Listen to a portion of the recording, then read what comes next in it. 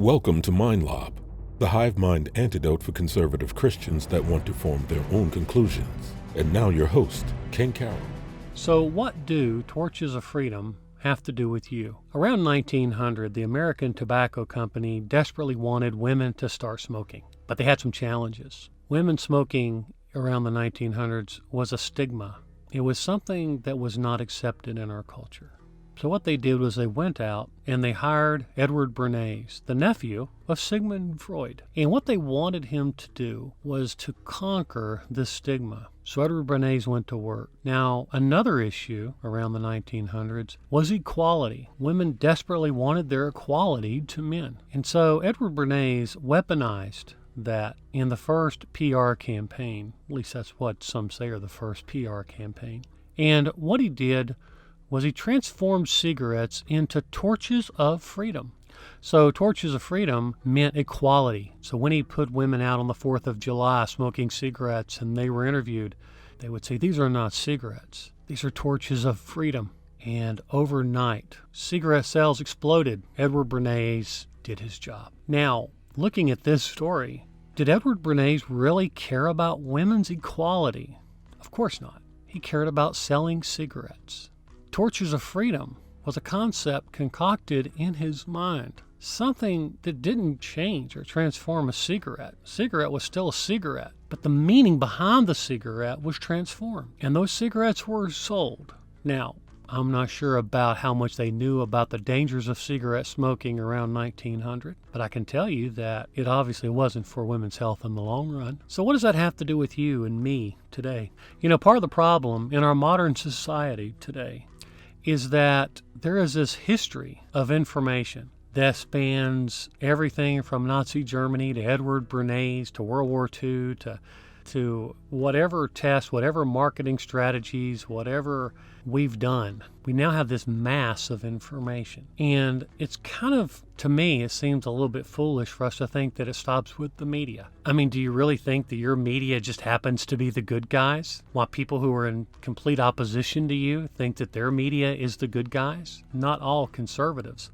listen to the same station as you. Not all conservatives use the same search engine as you. Not all conservatives have the same beliefs as you. And it's the same for liberals too. Non-believers, pagans, believers, but we fall all over the map. You see, it's almost like the media is separating us based upon our demographic. And instead of giving us this raw, unfiltered data, what they are doing is putting it in these pretty little packages, and they're spinning it, and they're pacifying what we want to hear. We want to hear that our bias, that our perception is right. We desperately want to be in that tribe where everybody's looking at us and going, yeah, you got it. And these other guys, they're crazy. And I'm really questioning what's going on here. So the challenge that we have is figuring out what to do, how to parse the information, because we are bombarded with everything from search engines to mainstream media, to newspapers still, to blogs, to our professors, to our teachers, to our moms, to our pastors, to whatever. And we are bombarded with perspectives. And at some point, we're going to adopt what we're told. We go to a college that is very pro-evolution, that is very pro-liberalism, pro-choice. After a period of time, that can rub off on you. And then you become a product of that group. You become a product of that tribe naturally. Now, some resist, just like some people resist anything. I mean, you have siblings that grow up in the same household and they choose dramatically different paths. Well, I'm not saying that doesn't happen in real life too. But at the same time, they gravitate towards something. So as I'm sitting here looking at it and I'm processing the information, I'm going, what should our number one resource be for truth?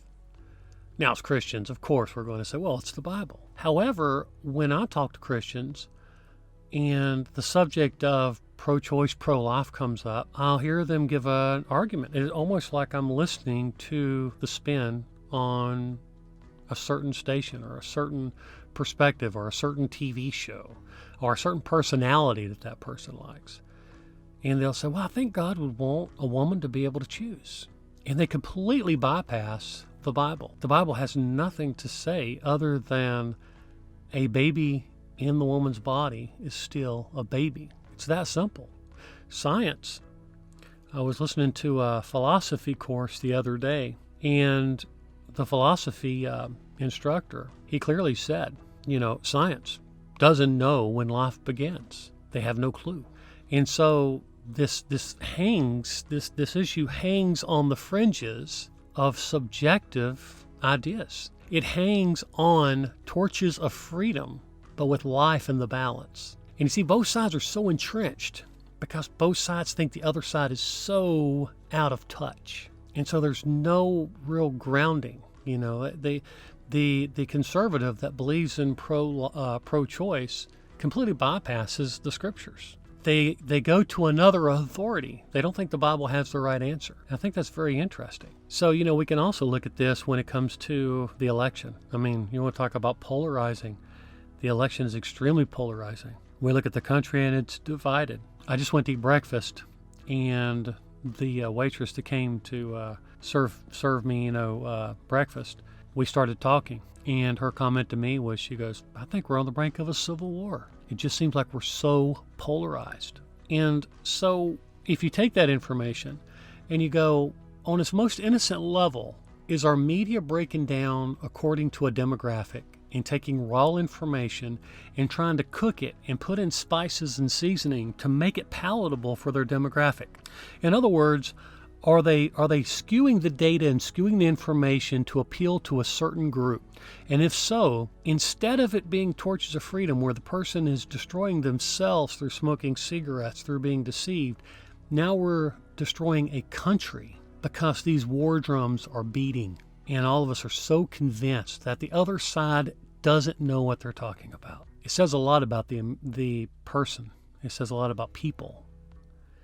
And to the believer, it says a lot about what we ultimately think about Scripture and God. As I'm going through this, I'm really concerned about it. My career is in marketing and advertising. I'm not a radio guy.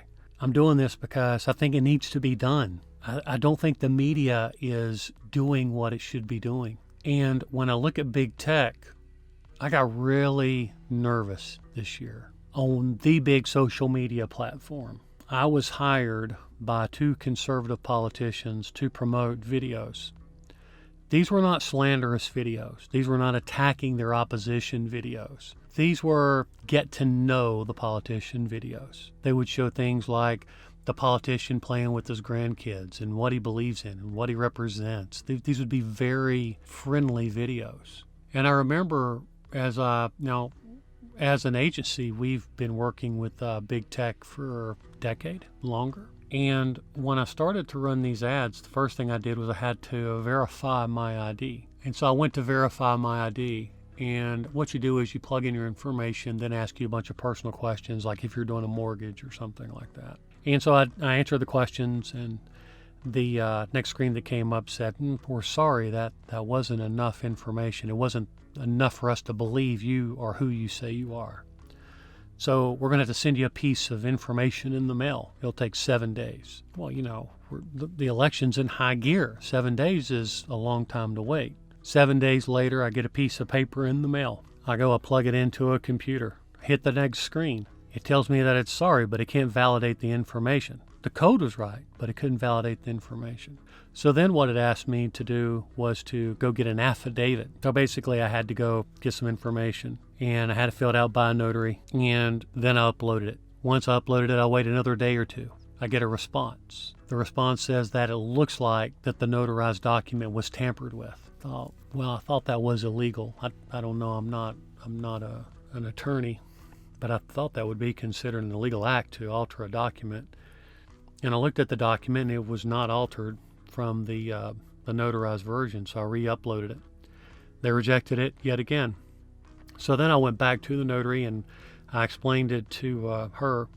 And then she told me that particular document looked good to her. Her comment to me was she thinks that they're trying to prevent me from getting it approved to where I can run those advertisements. That was her opinion. But she said, let's do another notarized document because one of the letters looks a little darker than the other letters, and maybe that's what they were looking at. So almost 2 weeks later, maybe a little bit longer, I submit the next notarized document, and it was approved. But then the next hurdle and the next hurdle and the next hurdle was presented before me. Then after I got those approved, then I noticed that big tech would come back and they would start asking me things like, are my other accounts politically motivated? Which they weren't. I've never been asked that question. Since the history of our agency, I've never been asked if our other campaigns are politically motivated. I had one account that was suspended, and I would have to, the whole account. And so then I had to appeal it. And to big tech's credit, when I emailed them, they did uplift whatever they had suspended. And so it was very concerning for me to know that having the desire to want to perform a duty for a conservative group and not do anything polarizing, not doing anything conspiratorial, not doing anything controversial, not slandering the other group was so difficult. Now, what was big tech's motivation? I don't know. It's hard to say. Did big tech have an agenda? Was I just in the middle of something that I shouldn't have been in the middle of? Meaning maybe it was just a bad time to try to get something put through big tech. I don't know the answer, but I do know it brought a lot of questions up in my mind in terms of this huge trusted resource by millions of people. And if they happen to have a philosophy or have a belief system or have their version of torches of freedom, and they felt that for whatever reason they would suppress the other views, then it could dramatically affect how people think. A thought can be a wonderful thing, but a restricted thought, a biased thought perpetuated in the dark, can be something that is horrific. So I don't know exactly what happened there. I choose to take the high road, but I can tell you it was extremely difficult for me to be able to perform that basic task of running ads. The next step for me was to consider the fact that what if this major big tech tool that's used by so many, what if they thought that their torches of freedom were anti-Trump, anti-Republican, and they no longer... There were still cigarettes, but what if they looked at it differently? And so now they start to sell us our torches of freedom based on their perception. And with the amount of power and authority and autonomy that group has, then it kind of makes you wonder, start going down that rabbit trail of, oh boy, that could be really bad because now they control so much of the consciousness and thought and bias of people. And by controlling search results and content, they could essentially control the mindset. So once that's kind of processed through my mind, the next thing I started to think about was, what if we were to remove the cheerleaders? What if we could somehow remove the people who rah, champion, we're right, you're wrong, these guys are evil, you guys are good. This goes back to world wars. God is on our side, God is not on their side, right? So what if we could remove that and have honest discussions? I know in my world I've had those discussions.